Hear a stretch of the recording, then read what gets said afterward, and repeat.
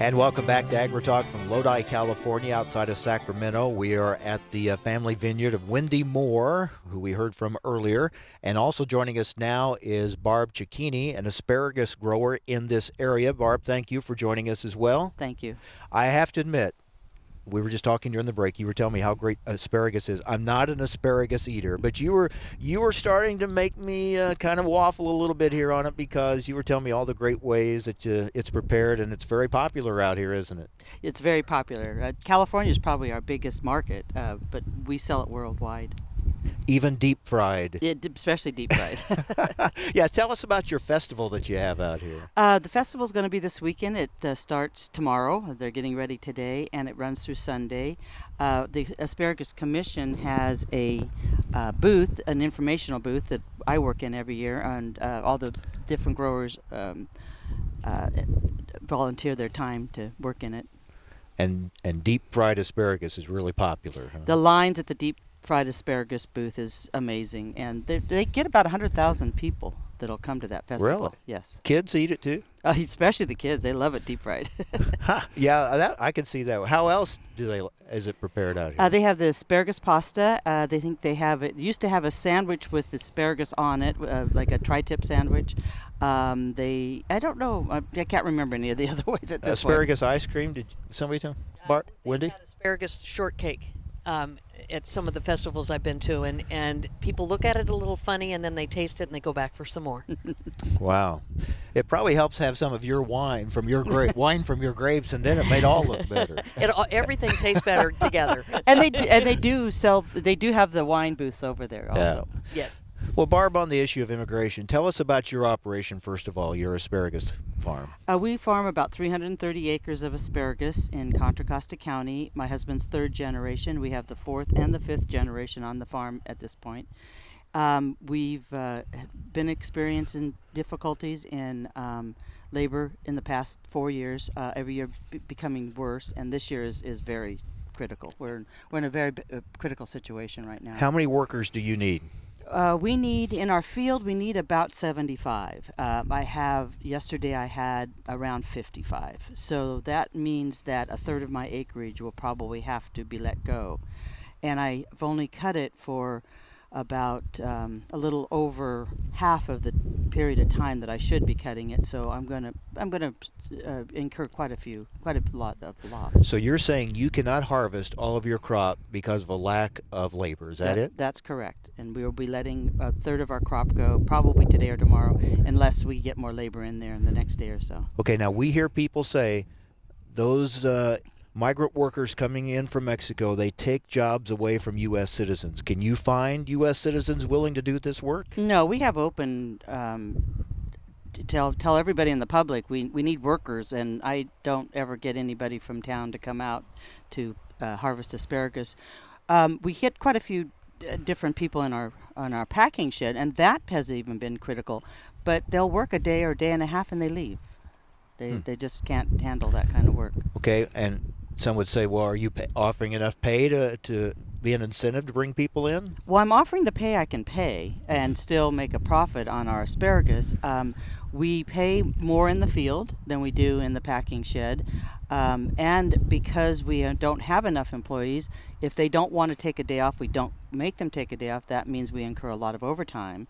And so it's becoming where we have to question whether we can put enough on that box of asparagus to get a profit back. It's getting to the point where we're starting to decide if that's the business we're going to stay in. Wendy, is this familiar? I mean, is this what you're dealing with too? Yes, this is an everyday story. The crop may change, but the story is the same. We pay much higher than minimum wage. We pay $9.50 an hour. For the workers, and then during harvest they make approximately $20 an hour for the hand-pick grapes. It's hard work, as Barbara has said. It's difficult work. It can sometimes be tedious, and some folks just don't want to do that, and so finding a domestic labor force is increasingly problematic.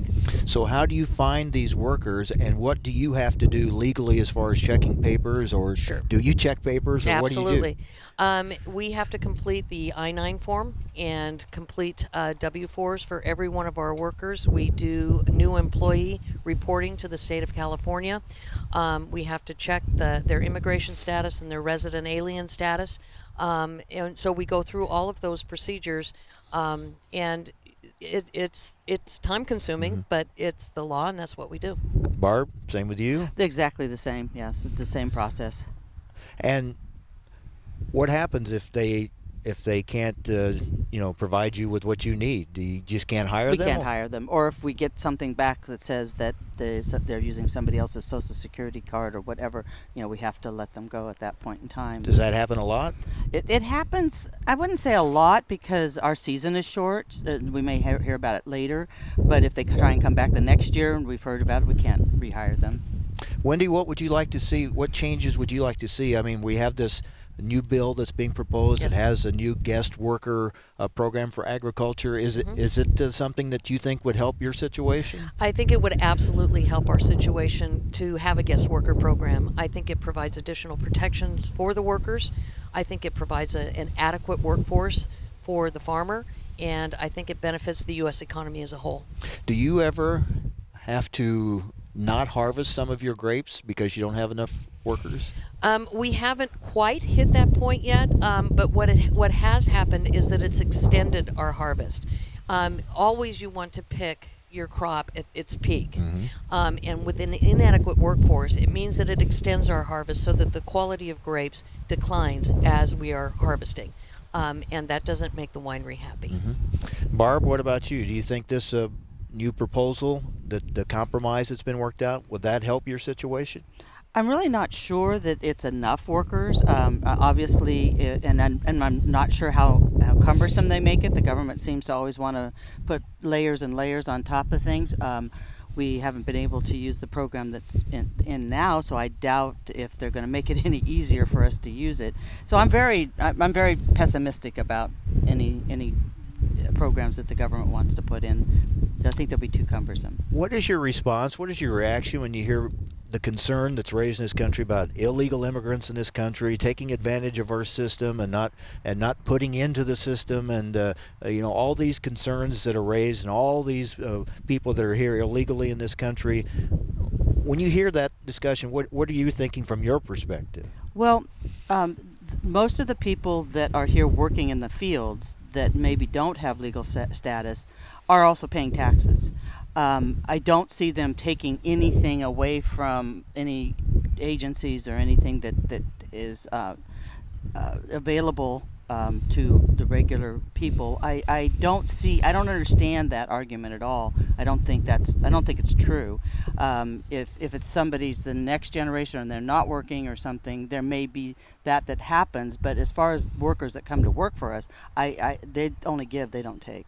What about you, Wendy? I mean, a big part of this debate is, do we grant amnesty? Do we just let these people off, or should we deport all these people out of the country? That's a lot of people. What are your thoughts on that? Well, I think that it would have the economy may not collapse, but it would have a severe effect on the economy, not just in terms of agriculture.